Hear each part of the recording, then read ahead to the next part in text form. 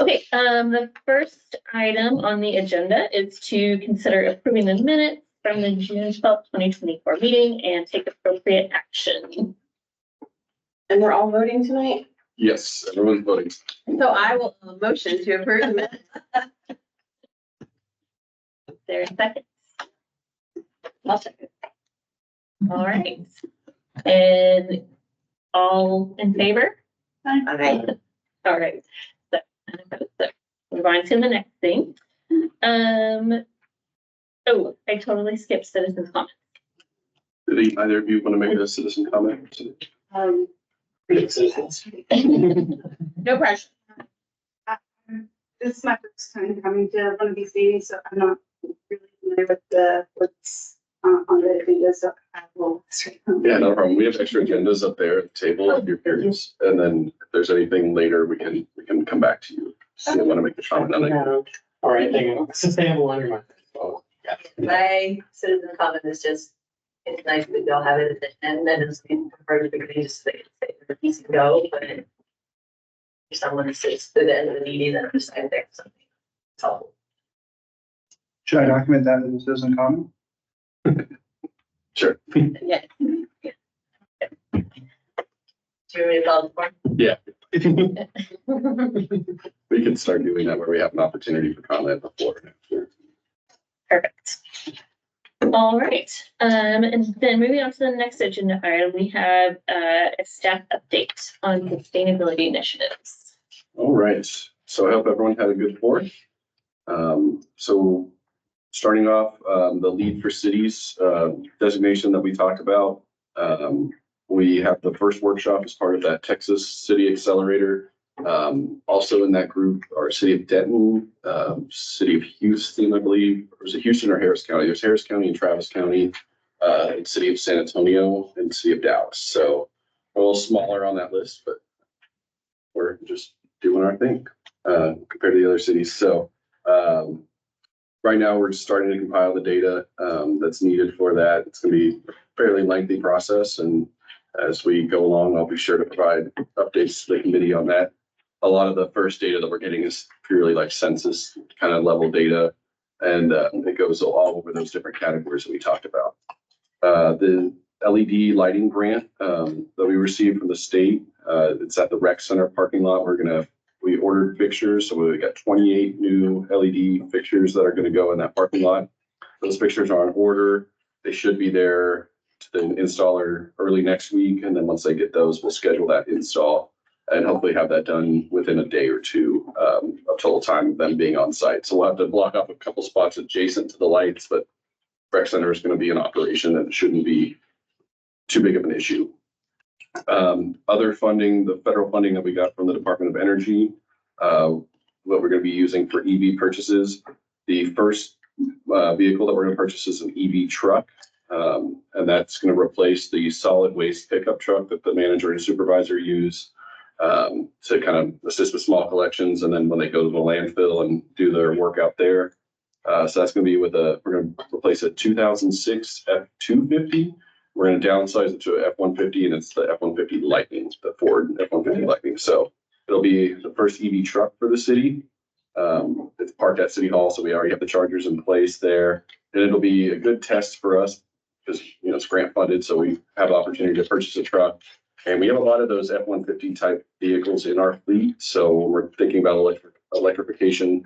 If this kind of goes well, be a good trial, good pilot to see how that would work for maybe some of the other ones. So we can kind of start to transition those as they come up for replacement.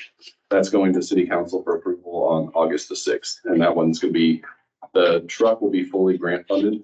And then we'll have a remaining about $20,000 that we'll use towards the purchase of a second EV when those get back in stock. That other one will be a sedan for the health inspector. You mean of the grant money we'll have? Yeah, we'll have about 20,000 left.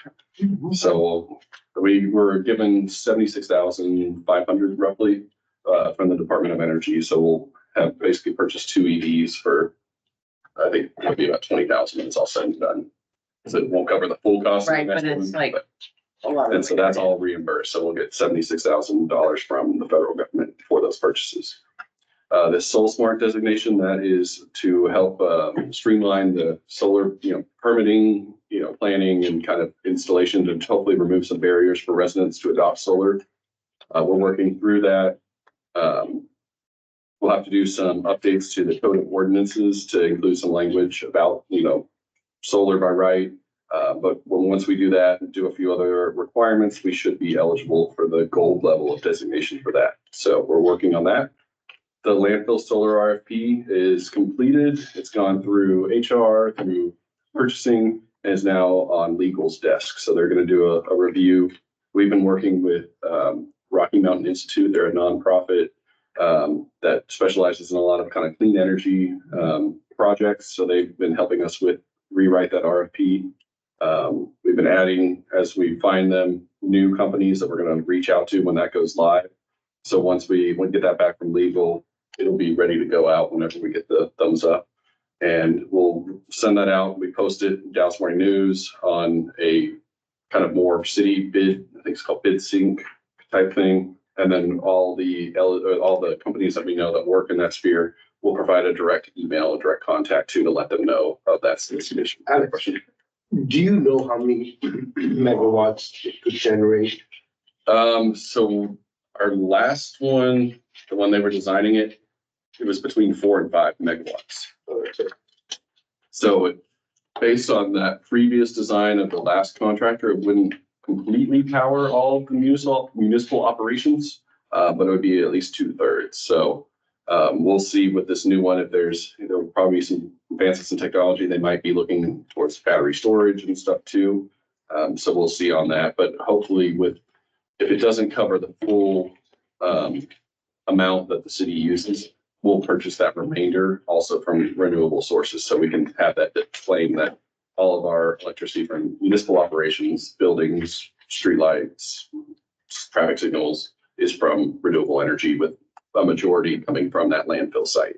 And, and which buildings have solar on them? This building that we're in right now, Fire Station 2, the rec center, the natatorium, and the library, they all have solar panels on them. Do they take that into account for in the renewable generation, like total numbers for the city? Yes, yes. We are continuing work on the active transportation plan. We met with a consultant last week or 2 weeks ago, basically to compile the feedback that they got from the in-person public event and the survey, and basically the priority ranking on, safety, connectivity, those items. Is going to be the weighting system that they use to prioritize the projects. Safety was obviously one of the bigger things. So I think what we're going to do is apply for grant funding to do a roadway safety action plan as kind of a next step from the active transportation plan. So kind of looking towards the future on that. The good thing about that is it will allow us to receive more federal funding for implementation. Once a lot of those grants, you have to have that action plan in place, that safety plan in place. And that covers basically anything on the roadway. So vehicles, but also pedestrians, cyclists. So it's kind of a natural continuation from that. It's not quite sustainability. I'm still going to be the one doing it, but it does relate to it. And the federal funding, there's a lot of it this year. We don't know if that'll continue. So we're going to try and apply for it before the deadline is August 14th, I believe. And can you remind us how much overlap there is between the trails plan and the active transportation plan? So the active transportation plan is kind of the next iteration of the Trails Master Plan. The Trails Master Plan was done in 2015. A lot of it has been built out. And then, so it was in need of an update, but there's not a ton of places remaining in the city where it would be feasible to build kind of the 12-foot trail. So that's why we kind of took a broader scope on just mobility. So pedestrian, cyclists. So the active transportation plan, it does encompass some trails, improvements, different things that we're working on. But it also will talk about things like pedestrian crossings, sidewalk connectivity, bike lanes. So it kind of takes a little bit broader view. So it's kind of like the next step. And since they're taking, or the suggestion of taking the master trail plan down, budget down, or eliminating it. So there was a reduction, obviously. So anything with the council budget right now is all in discussion. There's not been any hard things changed. They don't have the complete property valuations yet from the appraisal district. But yeah, so on that one, they were removing some of the funding from the Parks Master Plan. I'm not quite sure how that's going to impact trails. Some of them are funded slightly differently through the capital improvement versus the general fund. I don't know enough about that right now to give you a great answer. Is it still in the budget, by the way? That's correct. Yes, so we've been working on the active transportation plan with Kimley Horn, our consultant, so that budget has already been allocated. So no matter what happens, when they approve the next fiscal year budget, that money is already allocated to finish that project. Grow zones, I've been working with Parks and Rec on that. They've discussed a few places that they would look at doing it. Some potentially along Rawhide Creek. And that will hopefully help with some of the erosion in those Gabion areas there. And then Holiday Park just out here was one of the sites that they mentioned that they might look at doing wildflowers. Another location along Bella Lane. I'm not quite sure where along Bella Lane that they were looking at. And then I also provided the feedback from the committee of Bicentennial Park, Creek Ridge Park, and then the Valley View Mini Park. So they're looking into it. They're quite busy with budget right now. Parks and Rec they've had to do quite a bit of budget work. On the water rebates, we have 93 toilet replacements that have been approved and 8 irrigation checkup applications that have been approved. I mentioned council items, so it is kind of budget discussion time right now. So I would encourage y'all to watch, the recordings of the council meetings, or, if you're able to attend, kind of see what they're doing. Some of them do relate to sustainability. We mentioned the collection center right now. That's a possibility to be closed. Nothing obviously is finalized yet. They're still in discussion. So that was kind of a surprise to me. So we've been kind of having discussions on how, if that does move forward with closure, how we divert some of those materials. So we collect electronics there. People can drop them off anytime. If that site's no longer there, maybe we can incorporate electronics recycling with our shredding events. So we're tentatively kind of looking at ways that we can still divert that waste. Other things coming up on the next Tuesday's council item, there's the funding agreement along Valley View, kind of along between Dennis and that area. So it does include part of a road diet, but it includes a lot of federal funding to resurface that road, which is going to have to be done anyway. Utility movements. That's in line with the PD, the plan development for that area. We'll see if they want to move forward with that. There's concern, obviously, with traffic flow, but I think the intent is to kind of make that area more of a downtown type. So increase that walkability, kind of slow down the pace there. And then DART funding is another one that they are going to discuss on Tuesday. So you might have seen other cities recommending that instead of 1 cent from every sales tax, or one, so your sales tax, 2% goes to the city, most places. And if you're a DART city, 1 of those cents goes to DART. So taking that from 1 cent to 3/4 cent. So that's also there at the next meeting. And then our next Sustainability Committee meeting is August 14th. Thank you. Any other discussion? All right, the next item on the agenda is to discuss the rebates program. Let me get this set up real quick. 93 toilets is good. Chad, would it be possible for you to hit that on button on that black panel? Yeah. Yes. Easy when it's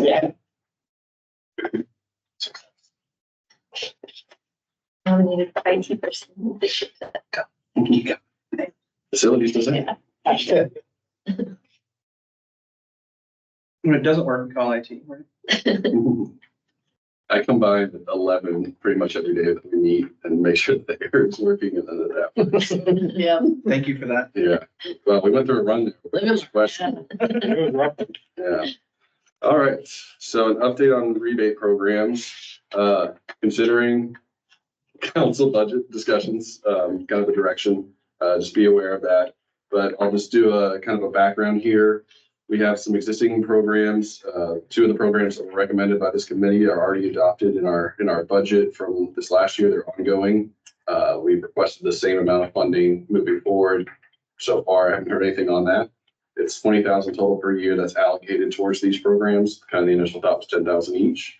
And then, but they are in the same account. So if we got a surplus of toilet rebates, that was, let's say 12,000, we could pull money from there. Then there's also external programs that are out there from Encore and Atmos and Dallas County. So the toilet rebate, that's for homes that were built before 1994, who install new WaterSense toilets. So $100 for the first toilet, $50 for the second. These numbers are a little bit out. So I just said we had 93 toilets that have been installed, with a few more than 69 homes, and probably closer to $8,000 in rebates given over the life of the program. So this one started not this year, 22, right? 22, yes. So our annual savings there, it's a pretty significant amount of water that we've been able to save, and then kind of the estimated cost. So in addition, when a resident installs a new toilet, they're saving money on their water bill, and they're getting that rebate, that incentive to do so. So Like, is there a dollar amount that the city saves for those 734,000? so Is that hard to? it's hard to quantify, and in a way it can kind of cost the city money in a way, because we do resell that water. But there's always that balance of kind of providing conservation versus trying to make money on water. So, yeah, it's a little bit interesting there. Also, there's carbon savings also. Oh, yeah. big time. When you're producing water, you put carbon in the air. So, Yeah, you're reducing the amount of water that's get treated at the source, get pumped. So there's other savings for the city there. Irrigation checkup, that's for residential homes. A licensed irrigator must provide an inspection. You can do this every 5 years. This program very recently started this year. It's $50 of a rebate per inspection. There's no requirement for fixing anything on that. That's simply having an irrigator on site, confirm that your controller is working well, identify any sort of broken heads, leaks. We've had, I think, 8 homes now. So I guess $400 in rebates given. I'm hoping that this one will pick up a little bit as we get further on in the summer. When we launched it, it was quite rainy. There is a little bit of difficulty in calculating the exact water savings with this one. Toilets, we have a pretty good idea of the models that were installed that pre-1994, how average flush per day, family size. You can do a pretty good estimate on this. We do with some of the irrigators, I mean, we have it on the form where they can put in estimated water savings. So if someone's running their sprinkler 6 times a week and they shortened it down to 3, they should be able to provide some, but not always.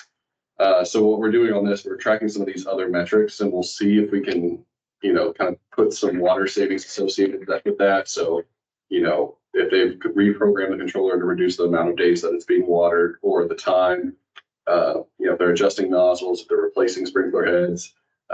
There's been quite a few that have been submitted where they've had to have pipes replaced that were leaking underground. So all of these things that they're doing have a water savings. There's just a little bit of a difficulty in calculating that.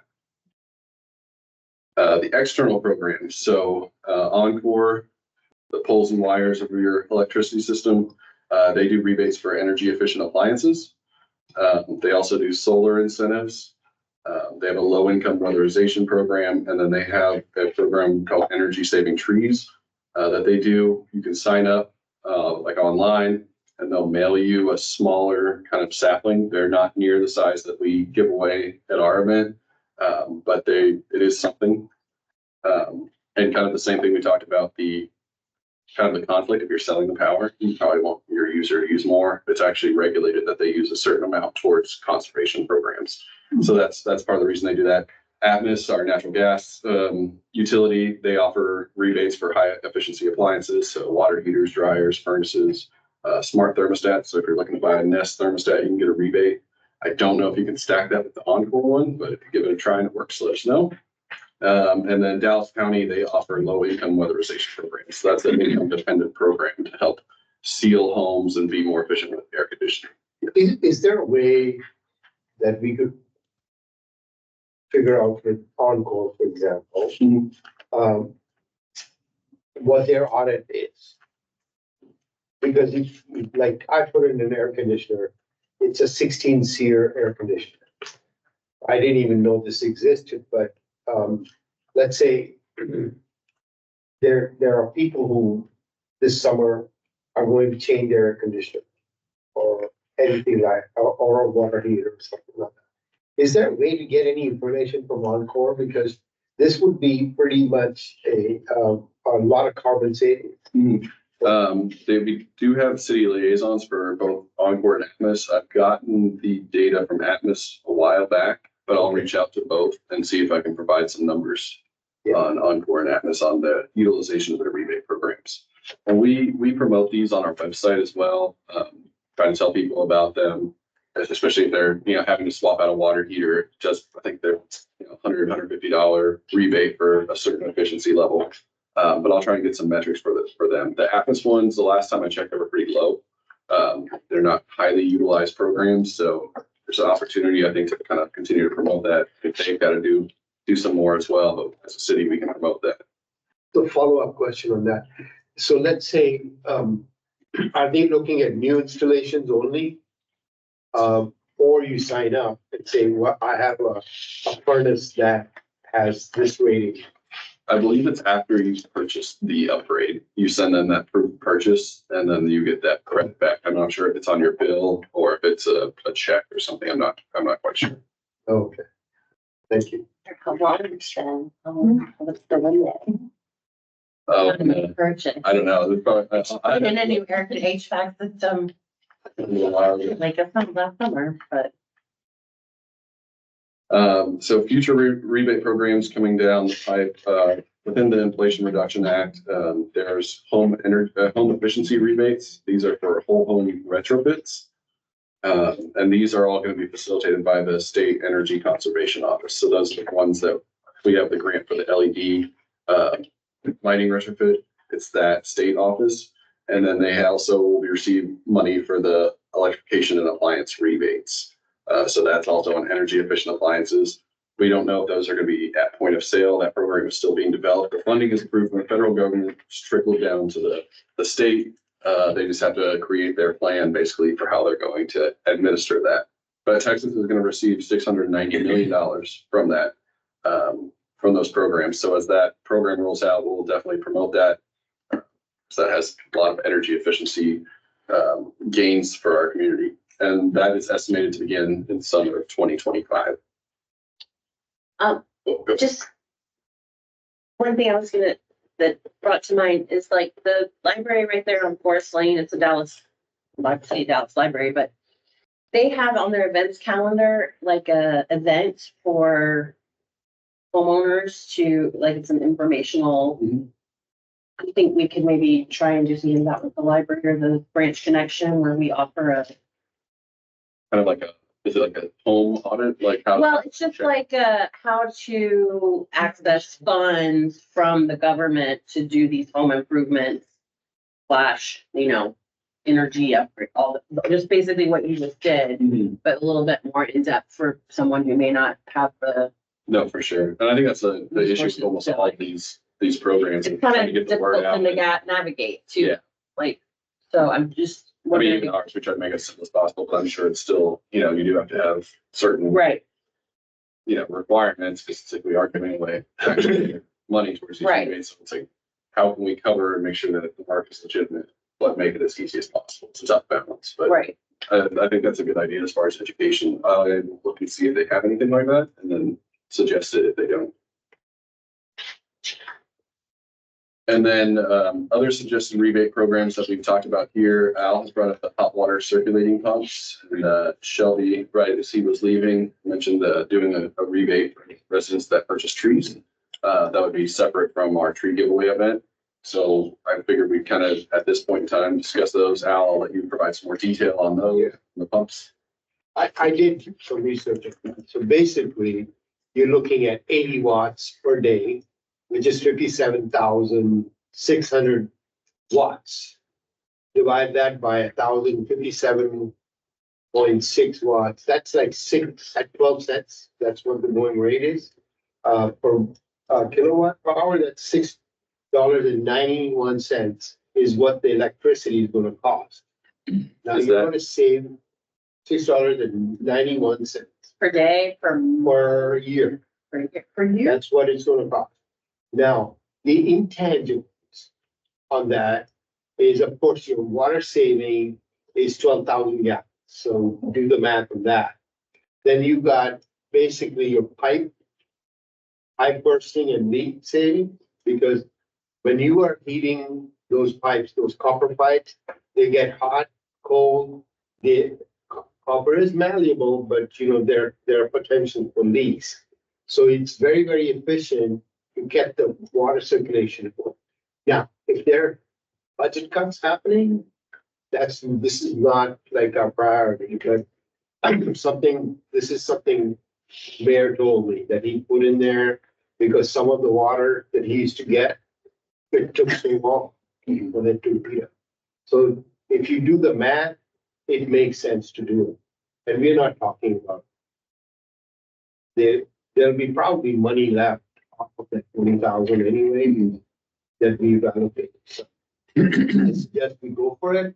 If we don't go for it, that's not gonna hurt anything. Not my feet. It's like $450 is what the reasonable pump is, depending on that.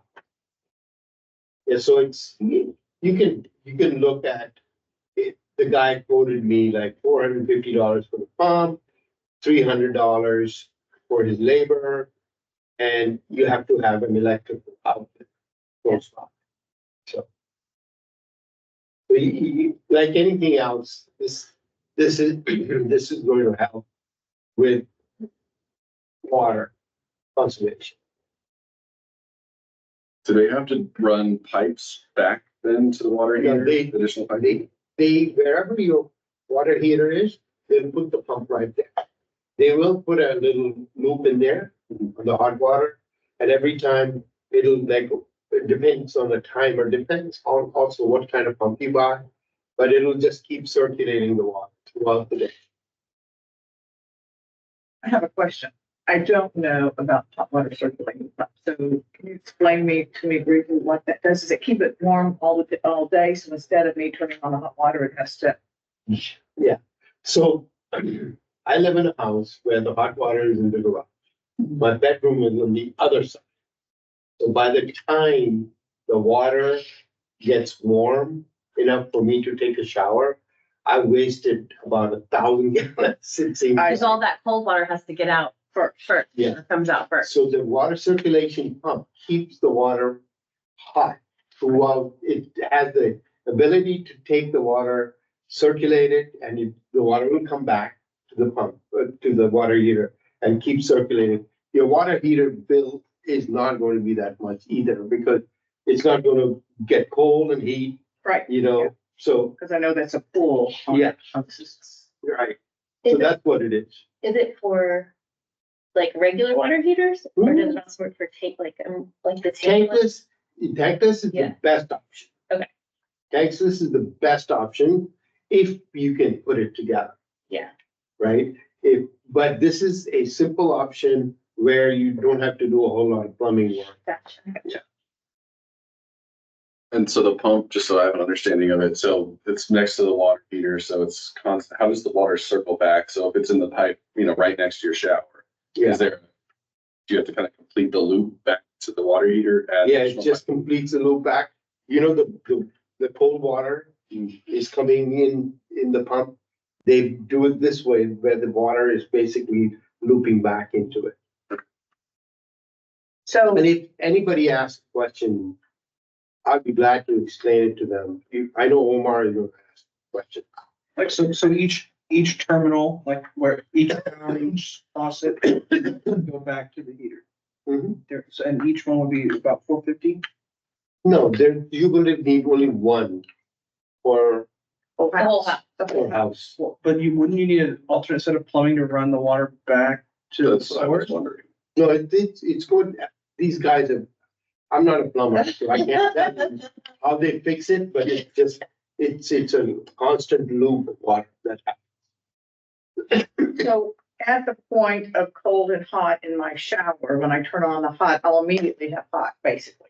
Yes, Okay. Yeah, That's the you goal. don't have to, you do not have to run. Yeah, I do. Right. Yeah. Right.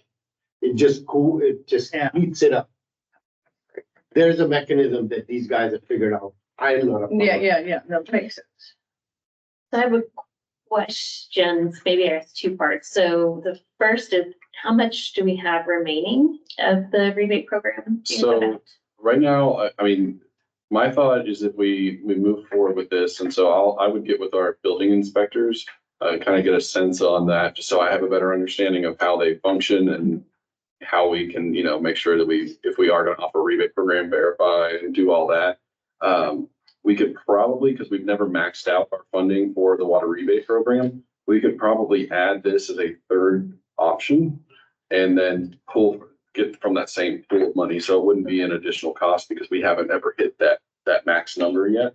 Because if we don't use the money, if you don't use it, you lose it, right? That's correct. Yeah, the way that our funding is on that. So if let's say we give away $15,000 worth of water rebates this fiscal year, which I don't think we're at that much. I think we're Right. probably closer to 6 or 7 maybe. But so if we hit that number, or let's say we finish at 15,000, 5,000 basically goes away.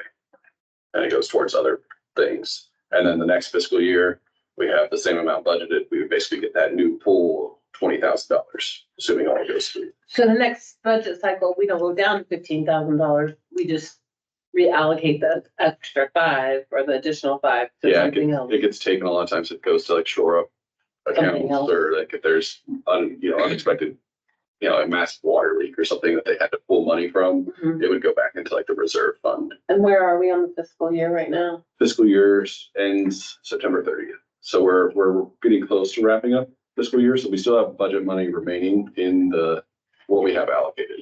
So if we added another program, and I don't know how many people would be, jumping to install these. So I think the number would probably be similar or less than the irrigation checkups. Okay. So even if we offered, let's say $100 rebate to install one of these pumps, I don't think that would take away funds right now from the toilet rebate or the irrigation check. Right. Gotcha.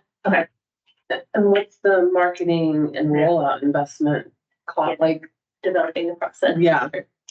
My step done. Okay. Well, And then the marketing, just existing sources, so like the water bills, any sort of social media, video kind of stuff. We wouldn't do a big, like animated video that would cost a lot of money. Sure. Just be, Jeff Brady talking about, hey, we've got a new addition to the water rebate program.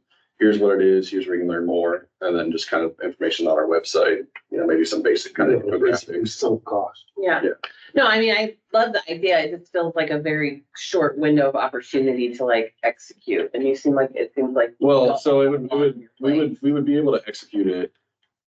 Basically, if that funding that we already have requested in the budget for next year is the same as this year. Right. So if we get that same basically pool of money once October 1st starts, we can add a new program whenever in that calendar year Okay. or in that fiscal year. It would just draw from that existing pool. I like this idea a lot. I hate wasting that cold water. Just, It's a waste of people's time too. I didn't even thought of that. My dog Yeah. does it because he jumps in the shower. Right. and Could we maybe also, I don't know if this is a worthwhile thought exercise or not, but maybe look at like where we get the most bang for our buck. Like, is it the toilets or is it the irrigation or is it, and maybe do a percentage based on that? I mean, if you think about $12,000 per household. Mhm. And then we've already demonstrated $7,000 saving, 7,800 that I read. And then irrigation, like when you look at the external water usage, it's 30% per house. 30%, let's say even 10%. So I don't know how much how many gallons does a household use. But if you look at the irrigation itself, the runoff cost, the water runoff cost is a lot more Mhm. than anything else. Like the water from the toilets and all that is already accounted for. the water runoff costs a lot, not so. But, you know, water circulation pump is, basically helps people with, and then it reduces carbon footprint too. We're spending a lot of money in basically refining the water, which is just going down the drain. Now, if we had gray water lines, that would be different, but we don't. Well, and I've already replaced both my toilets, so that's done. I don't have irrigation, so I'm done. So, but like, if this is another program that was available, like I would, Take it. yeah, like I would do it. I do. Because I'm not putting in irrigation anytime soon, so, I think it would capture more. I mean, the people that are already participating, it's another opportunity. I like that idea of this, is it gives the community options. Yeah. And not only that, but it shows that this committee is working to try and make, the sustainability. But I understand what you're saying. It's like, if the toilet thing is more popular, that's great, but the people who've already participated in it are gonna be without. Would we want to throw in tankless as an option too? If we are thinking of like, hey, here's a whole menu of rebates that you would do it, I don't know. Yeah. I mean, it's up to what would work for the city and the council. He's got a better pulse than I do. But I guess I like, what Lauren was saying was, can we get some numbers saying, like, where does the water get wasted the most? And then channel that direction. But I do think there's a good point about, well, the water's already been cleaned and sterilized and go through all these pipes and then you're dumping it. That feels bad. Yeah. And I do it, we all. Everybody does it. And Your water heater is, mine's in the garage too. Am I? I don't. you just, well, your dog enjoys it, so It's like therefore have it's your- like partial rebate right there in happiness. I wanted to say, okay, I went and bought two Target buckets, nice ones. I put one in my shower. And when I turn that cold water on, I let the bucket get the cold water and I put it in my flower pots. Good. I learned it as You're saving money for them. You're so good. So like Yeah. a meeting. If everyone did that, let's just give it a raise. Five gallon. On the tankless water heaters, is it pretty instant, the hot water? Yes. It's in a similar way? It's very fast. Tankless requires a lot more plumbing thing, and it's an eyesore. You can't hide that thing. It's just sitting on Is it on the inside though, the house? inside the. Well, at least the controls have to be where you can see them. Like if you go to India, every home has a tankless water heater. But Cambodia. there's no central water heater. So I think we can take on the water part back. There is some like pretty good like EPA type numbers on where water waste is, like indoor, outdoor, wet usage. So let me get that information. And then I will compile some more information on these, the hot water recirculating pump and then the tankless, so we can have some ideas of estimated water savings of both. And then we can maybe revisit this next month on the water rebate side. Yes, and then when you do this, I'm assuming you're going to have code, right? You're going to have an inspection. That's another thing I can look at So to see what. should you have whoever the code inspection person could come and talk to us and tell us, or do we? For sure. want to do Yeah, it? I'll definitely speak with them. And if needed, we can have them come to the committee. and Tell us what's involved. And on the same topic, have we gotten feedback about when we're gonna have the proper rollout of the smart meters? Like, if you have a leak, you should just get notified. Like, someone should show up at your house and be like, dude, you never have 0 gallons. Never. It's been 17 days in a row Mhm. and not even 1 5-minute interval have you not had water. Something's wrong.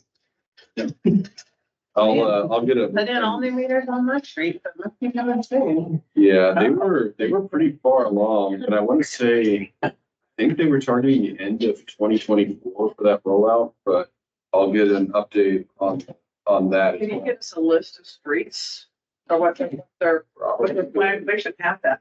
I would think so, yeah. And can we update that website to be like, this is, this is So we what know you where guys do. where it's going, Get ready. because we want to make sure that it's equitably distributed. Yes. So listed in the street. I want everyone, that makes it much more, I don't know, I think it's important. And, Yeah. and on the smart meters, once they're all rolled out is when they can update that software. Mhm. They have to wait till they're all installed before they do, or else they incur the cost twice essentially. So once they're all rolled out, then we'll have that access that residents can see and hopefully have some kind of instructional, informational videos or, maybe one pager type stuff. How to, look this up. And if you're traveling and everything is off and you see spikes, then you probably have a leak, like stuff like that where residents can troubleshoot on their own. And then, because I know it's happened to Al, it's happened to a lot of people I know where you have a small leak, it's maybe under your foundation, and then you don't know until you hit that $700 water bill the next month. Like, what just happened? So, Could we even propose that in your water bill, it says, you have never had a 15-minute interval at 0. Probably. See, get like you checked. say that and it does not mean anything to me. I like really have to think about what you're Okay, saying. so It would you need to sleep at be, least like 5 hours a night, right? right, so your water, Shouldn't be used for 5 hours a night. okay, And if you have no 15-minute interval where the water is 0, where it doesn't go from one increment to the next, and you've already fixed all your toilets, and you've already fixed all your irrigation. okay. Either your toilet's running and it's spiking up and it spikes up and down. Yeah. But a lot of people irrigate it. But you're saying 15 minutes, so that's true. Fair. Right.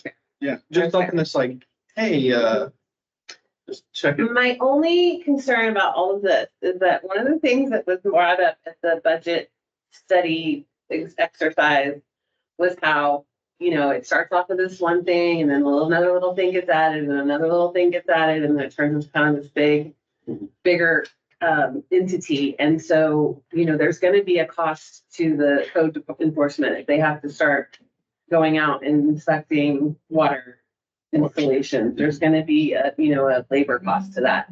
So it's not really just this extra added thing where, there's it's potential time investment from the staff that's going to cost the city, So that kind of changes their permit, because is there a permit required?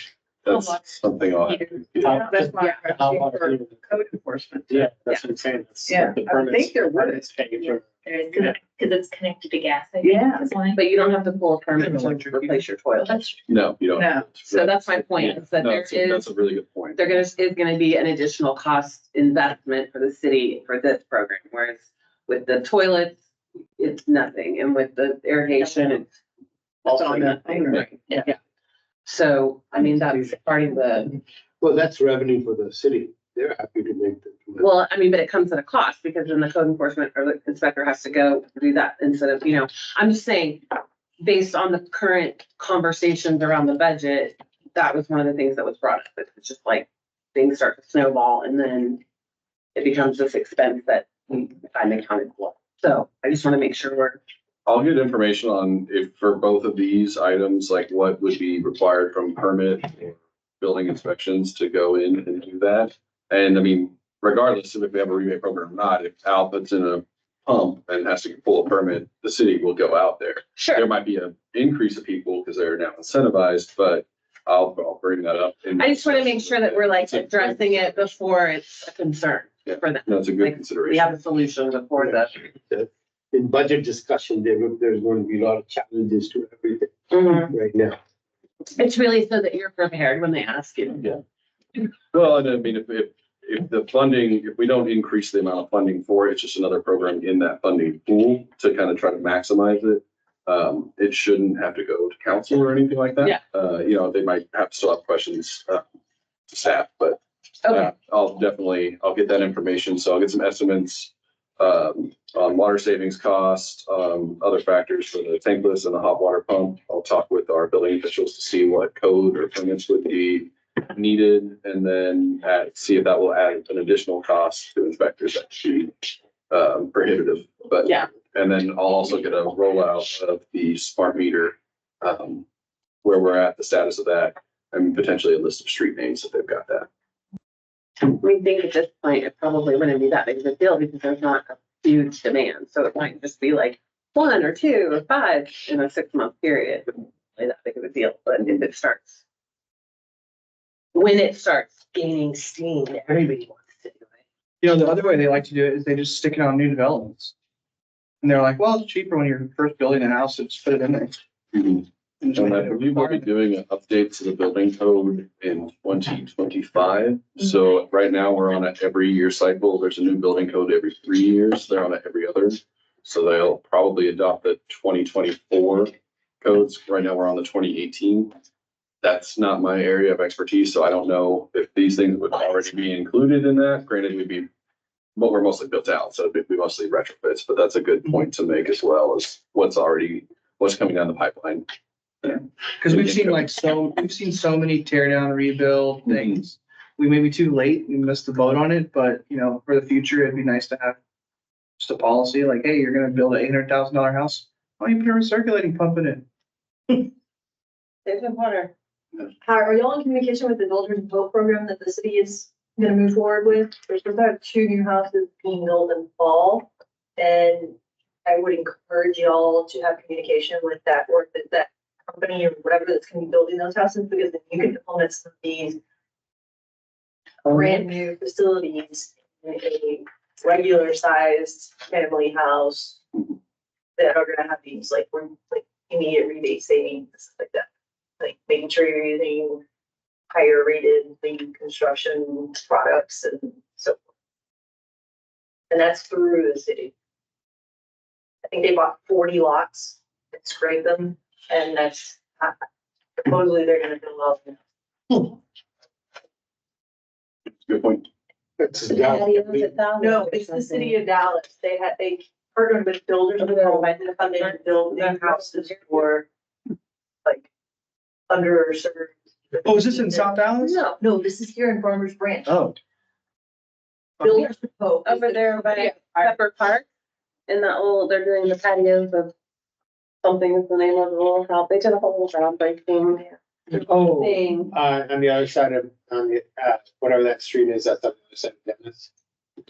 They're smattered around. There's 40. There's a different bunch of different ones around, but that's where they're starting. Intent is starting with 2 of them all. And Builders and Vote is gonna be. And they're just like normal, Yeah, they have 3 like, bedroom, 2 bath, 1,600 square feet houses. Okay, not like the other ones in your neighborhood. no, these are intended for that. They're meant to blend in. Yeah. So if you're driving down the street, you wouldn't know that they're new unless you. That's a good idea. Right. So- Speaking of other rebates, do we want to talk about tree rebates? I know that was Shelby's. Swan song idea. Rebates. Tree day. Yeah. Right, got the marketing going. Tree base. Updates. So, for the trees, that would be, I mean, we probably have a different funding source from that, so that wouldn't necessarily be water conservation. Mhm. I did mention we do offer the tree giveaway program in October. We give away 200 trees, and then there is the Encore energy saving trees where you can get a small sapling shipped to your house. So I don't know if there's additional need. Granted, we've just lost a lot of trees in the windstorm, so. And then just kind of off top of my head on potential obstacles on that, it would probably kind of follow the landscape ordinance that planning and zoning was working on, where they had like a tree species list. We'd probably have to create that and, get verification that it was, not a invasive tree or a tree that's gonna use excess water. We, don't want a palm tree getting a rebate or something like that. So just a few things to kind of be aware of on that, but if we want to consider it and, potentially move forward. I'm interested in everyone's thoughts.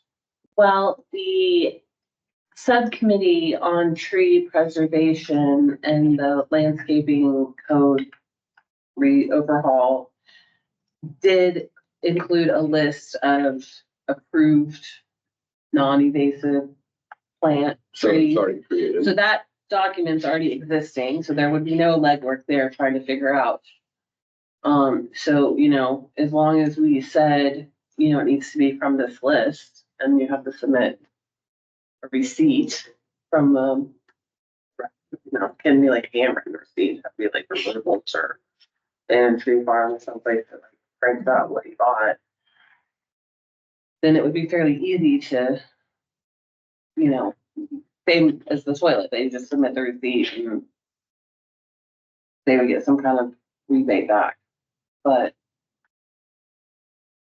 I don't have strong feelings one way or the other, and again, since the appetite for our tree giveaway is questionable, I mean, having a tree rebate might actually go over a little bit more because however much, maybe they spend $100 on a tree and we're only giving $25 back. That may be more palatable than us just giving away trees. Did we have trees left over this year? We had, I think, so we had a certain number of people that didn't show up to the event, but we have our walk-ups. So after the walk-ups, had all received a tree, I think we had 12 left over. So it was a smaller amount. That's better than Yeah. the first year. Yeah, it is. And I mean, like, there are people in our community that could not afford to go and replace a tree that they lost, even if it were a small tree, Yeah, because they're expensive. They're very expensive. And so, I would love to see a rebate program and a giveaway program, but I don't know what the appetite is for that right now. Well, with us losing so many trees, right, it's such a hot topic right now, I think they're back on the regular schedule now for bush pickup. I think it might be a good idea. With so much loss. I don't know. Does the city have a tree mitigation program for the trees on city property? For So normally, replacing? normally when a tree goes down, they do try to replace it. I don't know. I mean, if we had a crazy severe storm, they probably have a certain amount of funding for tree plantings for the year. That would be in parks, but I can Yeah. get some more info on that.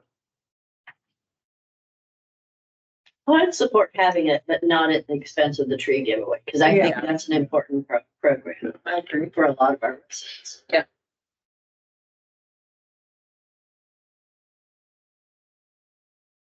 Were there any other ones? Those were just the two that were brought up by the group that kind of on this agenda item. Were there any other items that we would want to discuss or potentially consider? There's no way, I mean, since we already have solar switch, there's no way for kind of rebates for solar.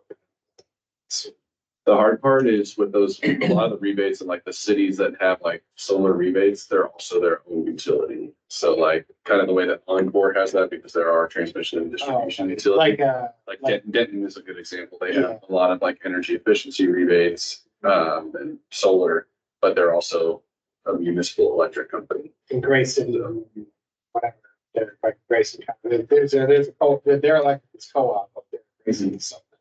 Yeah, so they get the revenue from the electricity and then I believe they're kind of mandated to give a certain amount in conservation programs. So that's the one thing that's a little bit harder. Like on the water, we can justify it because we have the revenue source of selling the water. Right.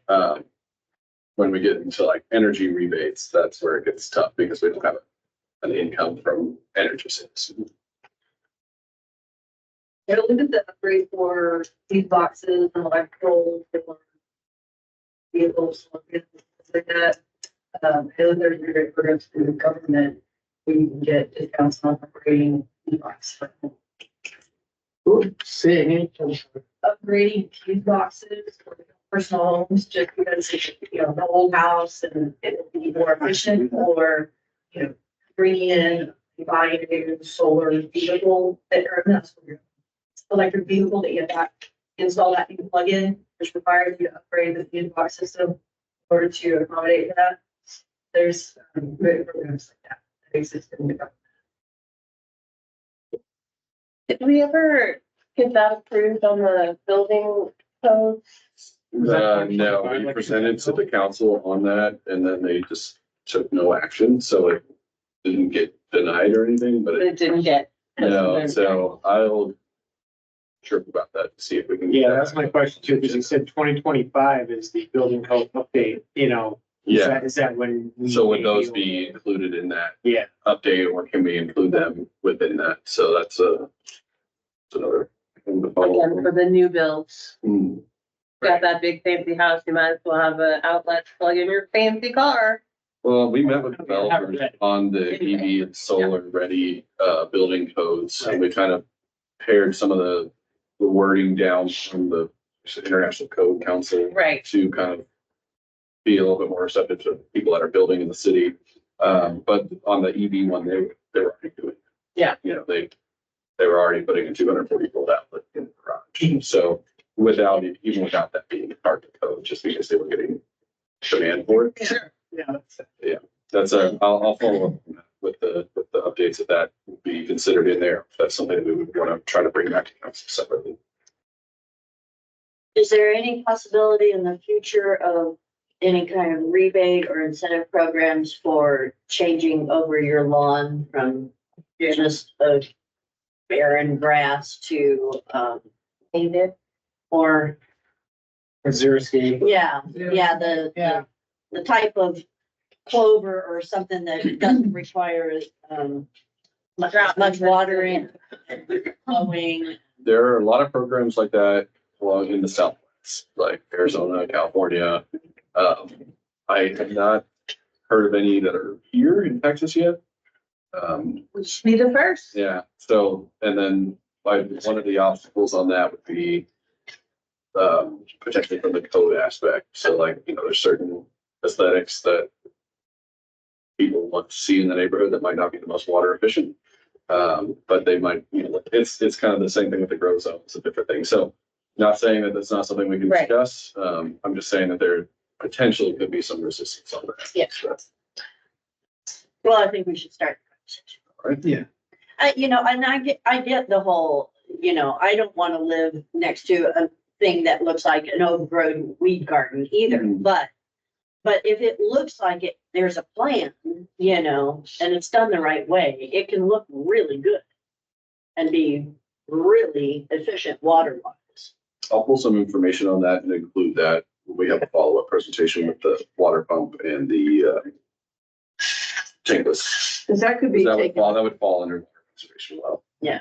That, I agree with you exactly with what you're saying, but that could be taken care of if there was a required, landscape architect plan on board. Yeah. with Your new, Which you'd almost have to do, Yeah. because you have to plan how it all, you know, Yeah. where does the water run off? Yeah, How yeah. does it?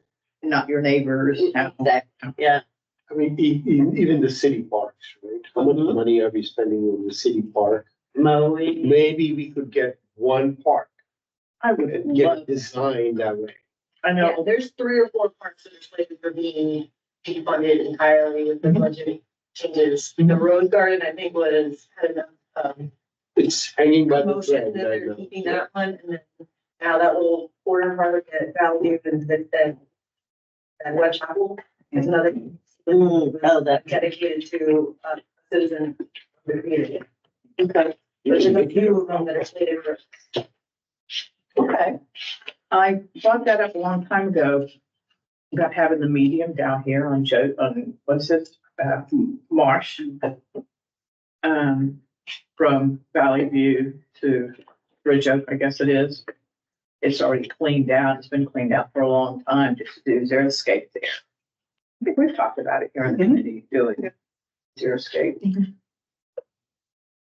Maybe that's a partnership with Parks and Rec, maybe we can. Yeah, I agree. Yeah, we had Parks come and speak on that, one of our meetings, and I think that's kind of the way that they're doing it moving forward is like less water intensive medians and more natural planning, but It sounded like that's what he wanted to do, but he was just getting pushback all the time. That people yeah, I don't think like that was part of it, yeah. That they're like, oh, it's ugly for 4 months. I don't want it there. I want water intensive plants. I don't think that many people think it is ugly. I think they need to see good examples, and Dallas has that program where you do a tour of homes, and they were all wildly different, but it was obvious there was a plan in each of them, and they all looked clean and presentable, and in fact, they actually had better curb appeal than the blank lawns. Well, I think it's the key piece is the educational piece and the outreach piece. And, you know, when the people who are like, oh, that's lovely, as they drive by, that response is probably much more muted than the, oh, that's ugly when they drive by. And so then it gets, you get a false sense of people don't like it. And then, actually, maybe if we take a time to actually explain it, the people that don't like it, then it's more of like, oh, I didn't realize that it's just gonna look like this for 4 months, or that, the blue bonnets are seeding and then they're gonna come back even better next year, or whatever the rub is. But that's labor and, fielding all of those phone calls or fielding all those emails, that's labor intensive after a while, and it just people get beat down, And So- the gentleman who came from Parks and Rec, he's a citizen, if Mhm. I remember correctly, and he was remarking like, I like those things because it means there's less labor for my Right, department. I can spend it on other things. Because he's tired of cutting things down and planting again sure. and multiple times a year in the same area, but he said I kept getting back. So I think because it sounds like we're getting a little bit away from the rebate and more just into Parks and Rec, it sounds like this might be a good agenda topic for another meeting. Okay. Way to We'll put go. that on the- Yes, but it came back to the rebate of getting rid of the lawn. It started. Yeah. So we'll put that, I think, we'll circle back from the original discussion we had, maybe with some updates from that. I mean, I do think though that there's an argument to be made that updating your landscaping is a water conservation initiative, because, you're not using as much water. And then also, the native plants and stuff, their root systems are so much deeper. It actually helps improve the soil quality, which also prevents runoff, which is also part of, the stormwater, all that whole conversation. It's a big conversation. Yeah, it's a huge conversation. It looks like that. I'll add this potential rebate for xeriscaping. I'll get some more information, on potential, what that could look like, and have that either next meeting or a future meeting. Okay. And does xeriscaping just mean like the cactus, or does it just mean like more appropriate for this? Drought resistant bushes, flowers, types of grasses, if you will, that don't grow very high, but they're not, because you don't mow them, they're not all just straight even. Right. They're very low ground cover. Right. Sometimes when they seed, they get tall though. So Well, you have to work in tandem with. You have to plan where it is. They can't just be all the Random. same thing. Like that doesn't work either. So We may have a little education class on what that really looks like for our own selves. Yeah, and a couple of really good examples. And there's a couple people in Farmers Branch who have more of the drought resistant plants, but I think they'll need to see good examples of what it could be. Pam's just held a couple of classes at the Farmers Branch Recreation Center that included xeriscaping. Okay. Yeah. Maybe just So, need more. yeah. Keep saying it. So we'll get some pre-reading ahead of time to the Yes. group. The library, the book. You're escaping too. Yeah. The next agenda item, I'm gonna move us on, is to receive subcommittee updates from the Built and Natural Environment first.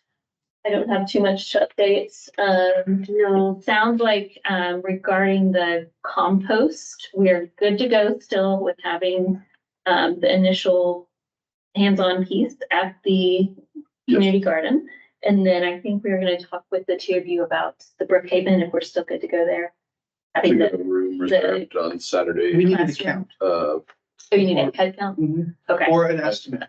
I think we said 20 or 25. I confirmed with the instructor, but it was somewhere right around that. Okay. I'll make a note for that.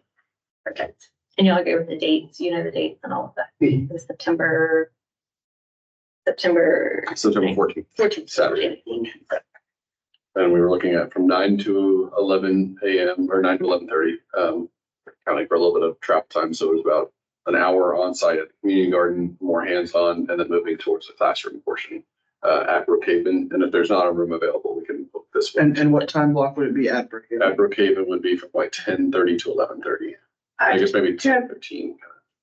Let's talk tomorrow. I think I already sent a request to, a chat, not an official request, a chat to, Information Central. Sure. I just texted you, so we have a note. Okay. So that was ours. The next one, communications. Nothing to report. Didn't drive live, got canceled last time, but the next one's this weekend, and this may be your last chance to attend one, so if you wanna go, I'll be there. Are we talking about taking photo? Yeah. From what time, what time? 5:45, 5:30, 5:45. So hard. Cause we got there so early, that Too early. they were like, be here at 4:15, and I was like, we're not setting up a Stage. huge display, it's like some pamphlets. But we did, I showed up that time, but I think 5:40, 5:30, 5:45. And Or you can just come whenever and I'll be there. I would. Oh, And not, I mean, anyone, y'all can just, if you wanna come, I'll be there.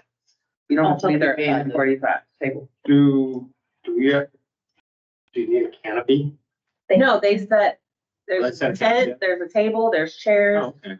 We just show up with our material. do we need to bring our lunch here? Nope, they have chairs available. I mean, they're not particularly comfortable, so if you have a delicate hygiene, maybe. But other than that, It's not a meeting. it's Saturday. The Saturday, okay. Mhm. But other than that, I don't have anything to report. There's the shredding event earlier that we did. Oh, there is? Hmm. Yes, I should have mentioned that, staff updates, thank you. 9 to 11 at City Hall. Yes, Saturday? Yep. Shredding event. That's you. Dodge the egrets on your way. I know. Oh. Oh, yeah, the little baby I eater. gotta check, see what's up with the kiddos. It's at City Hall. 9 to 11? Oh. I see what I can do. I would like to make it. Saturday. All right, and then the last, any other updates from water conservation? I know you guys. Love the. All right, any updates from committee members on activities attended? I went and saw Aladdin at the firehouse theater. It was good. It was cute. It's cute. A lot of kids. No, actually, there were not a lot of kids, mostly grown people. Oh, Wine. drinking wine. No, they were drinking the genie something. Cause you know, Red Six, that's like the Oh, the cocktails. Yeah. The The Jasmine was the non-alcoholic genie something, genie colada. This is not an event, but I highly recommend The Hidden Life of Trees. Oh, yeah. Have you read it? I listened to a podcast. I'm listening to the book. It is the most amazing. I've been wanting to read this and listen to it. It's very good. So this is not Farmers Branch related, but it's sustainability related. Still counts. Okay. It says attended in the city of Farmers Branch and or related to state. Great. So at the Garland Center, Dallas College did an e-waste and shredding event on the Garland Campus Center. So essentially the way that worked was the city of Garland advertised it on their social media and water mailers. And then if a person showed up and they said that they're a resident and then they showed their ID to prove they're a resident, the city of Garland covered all the costs. And if they weren't, then Dallas College covered the costs. Oh, So wow. that may be something that we can, if they really do close up shop for the, You said shredding and electronic. yes. So we are using E-Recycler LLC, and they showed up with 2 trucks with lift gates, and they did everything. It was all self-contained, and we stood by and directed traffic and got mild sunburns, and it was great. And we had a really good turnout, like way better because of the water mailers. I think that helps a lot. When was this, Ted? 3 weeks ago? I've been on vacation for a month. And I'm assuming that if the citizen collection center is closed, y'all will be tasked with offering alternatives to the services. Those are the conversations we're having. Or else it's just gonna end up in the land. I mean, it's probably a lot of it's gonna end up in the landfill anyway, because the people that use the citizen collection center, only a certain percentage of them are gonna be willing to go to this metal place, to go to this electronics place, to go to. And that's like a single digit percentage. So all of the people that use it that aren't willing to are just gonna end up putting it in their trash, and the large part of the citizenry doesn't use it. So it's seems counterintuitive to the reduce or extend the life of the landfill conversation, but Yeah, That's a good point. nobody's ever done a calculation with that, but when you put a TV, you know, instead of recycling a TV, you put it in the. I mean, I have pulled countless TVs off neighbors' yards that have it up for bulk pickup and taken it up there myself because I just couldn't, Yeah. like, stomach it up there, just gonna end up in my garbage anyway. But, do you have, is there anything that we can do to help support that fact finding mission? As far as trying to like the amount of waste that. we're Well, using. just the alternatives, or, I don't know, I just feel like there's. You said nothing's been decided yet, I feel like we have a very small window of opportunity as citizens and as a committee to advocate that this not be an option, or maybe it's just open on one day a week, like just on Saturday or something, like reduce the hours or something like they were talking about with the library and the, because it's just, you know, right now we're just kind of ramping up, getting more people involved, this composting, getting more people involved in maybe composting, taking it there when they're going, you know, I just feel like it's a really, What I can do, I mean, like, it's not a formal vote or anything, but the overall sentiment I'm getting from the committee is that you want this to stay open. So, Yes. Yeah. Definitely convey that. I kind of knew y'all were. gonna think that way. And be a voter. Is it, yeah, and so it's, you know, I mean, so from my side, I was like, I'm the liaison to the group, liaison to the city, so it's like, I'm gonna let them know that, hey, this is the sentiment that the committee has. So probably also, if that's your sentiment, to, you know, reach out to your elected official, you know, let them know that as a resident, as a member of the committee, you know, we have a sustainability plan, we're trying to divert waste, extend the life of the landfill, you know, make your point that way. I'll go through my channels and then. Was there anything in that survey that could also help? Cause I know we put that question about the triple C in the survey. And then the I'd have to go back regulation. and look and see if the people, I can go through that survey and yeah, we did ask people what they do with their food waste, and if that was one of the options, was they take it to the collection drop off. I don't think it was a large number of the respondents, but I'll get that information. And then they do have all the tonnages of the materials collected at the site and the number of users, so they have that, because whenever you come in, they log. Yeah, we can leverage that into the larger collections of its sorts, like that would be. because they were saying like the rec center gets 200,000 visitors a year, and then this and the library gets however many, I mean, I just feel like there's a case to be made. How many visitors are we We need to go getting? and talk about that, like talk numbers, because these guys, they're looking at numbers. I understand. Is this just a regular occurrence that it goes to a vote, or is there a specific sentiment that's bringing it to a vote? Are you Probably need to with the city council? With the collection center being shuttered? Yeah, it is. So that would Is it, be, is it specifically because there's an incident that's provoked it, or is it just like a regular? They want a tax break, property tax break, and they have to find the money in the budget to offset, so they're cutting a bunch of stuff to make that like. The sales tax revenue is down too. Yeah. yeah, Y'all had a conversation here before, but the like use of that center can maybe be shifted to like mulching and taking those tree wastes and, you know, large gardening waste there. And, you know, there might be an additional cost incurred where they buy a mulcher at that facility, but people can bring their garden waste there and then mulch it there and then get free or reduced mulch that they can then put on their own property. I know that the mayor has specifically talked about how can we offset that waste in the landfill by, you know, bringing it back in. And then, you know, maybe creating a little bit of a revenue stream where, you know, the tree companies and stuff like that work around town that don't have their own mulcher, that they can be like, hey, you know, we're doing this house today, can y'all come pick it up? And there might be a little bit of cost incurred there, but then they take it there and then mulch it, and then they can distribute that to the city to, you know, the gardens and plants and stuff like that to provide a thicker mulch, and then, you know, all of that going back.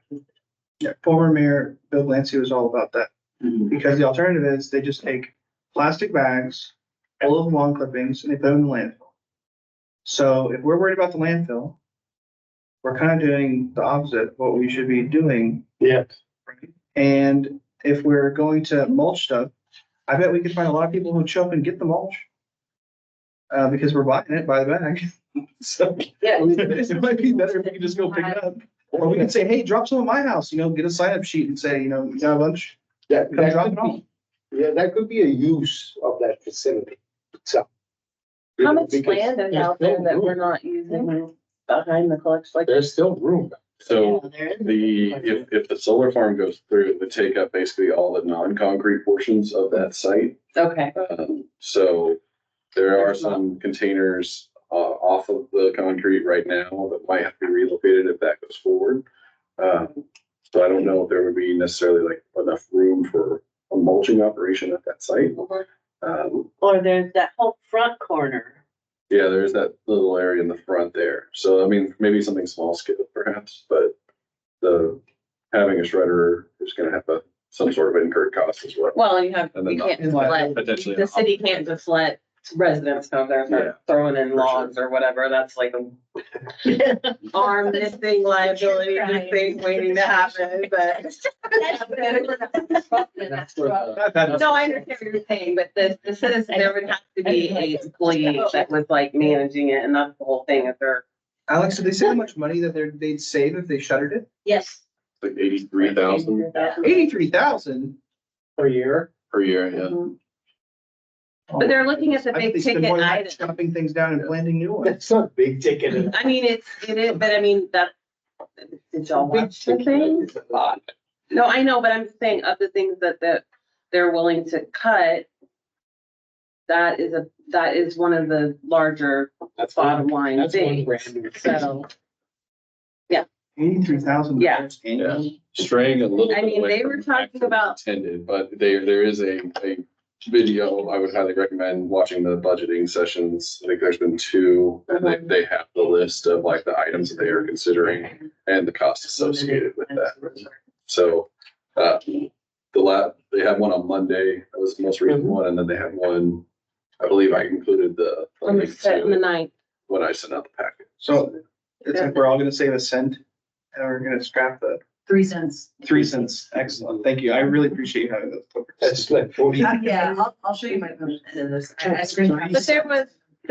quite a bit of things on the table to cut that, library hours, rec center hours. How much more will we pay whenever the landfill is full? Oh, well, I mean, that's a whole other discussion. Okay, I can answer that. So in October, all of us are gonna pay an additional $5, and that $5 is going to be going to the cost that will be the 40 million once the landfill is actually closed. Mhm.